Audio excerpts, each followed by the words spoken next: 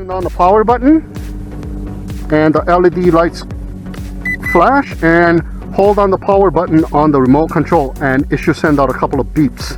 And here we have blue LEDs on the top, like a W symbol here, and green LEDs on the rear, and on the bottom corresponding colors on the LED light on the bottom. Alright, so what we need to do here is to calibrate the gyros and calibrate the compass. So what we're going to do first is turn on the Wi-Fi phone app, and go into your settings and connect with the Wi-Fi network.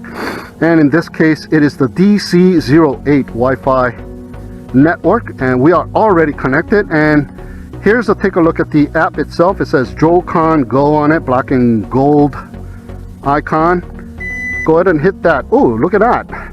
It kind of acquired the GPS while we were waiting here, and I didn't even try to do my compass calibration or anything in this new location, so that's kind of surprising, but we're going to go through the whole process. So here it is, you click on next, and here in the interface you hit enter. So let's go to connect, and it says gyroscope calibration. We already got Wi-Fi FPV. All right, so I'm going to screen record. There we go. And it says gyro calibration. Go to the step of gyro calibration. I'm going to hit yes. And look, it's automatically calibrating the gyros from the app.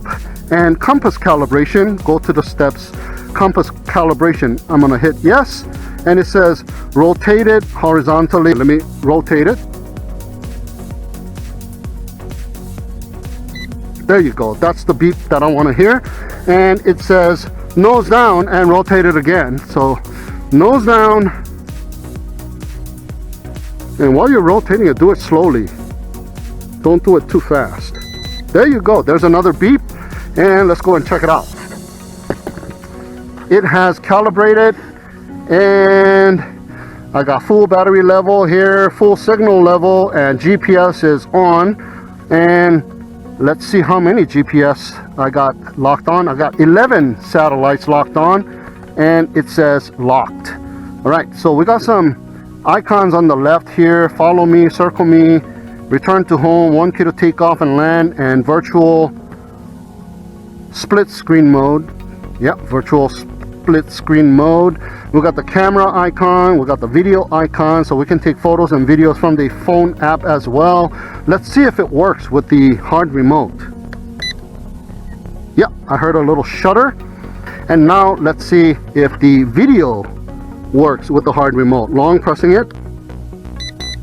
Yep, it is taking a video. So I'm just going to leave it just like that, and I'm going to put the iPad over here, and we'll come back to it and do some FPV a little later. But first, let's go ahead and check out the core functions of this quadcopter. So let's go and check it out here. Both sticks to the bottom and in. We'll arm the motors and do that again.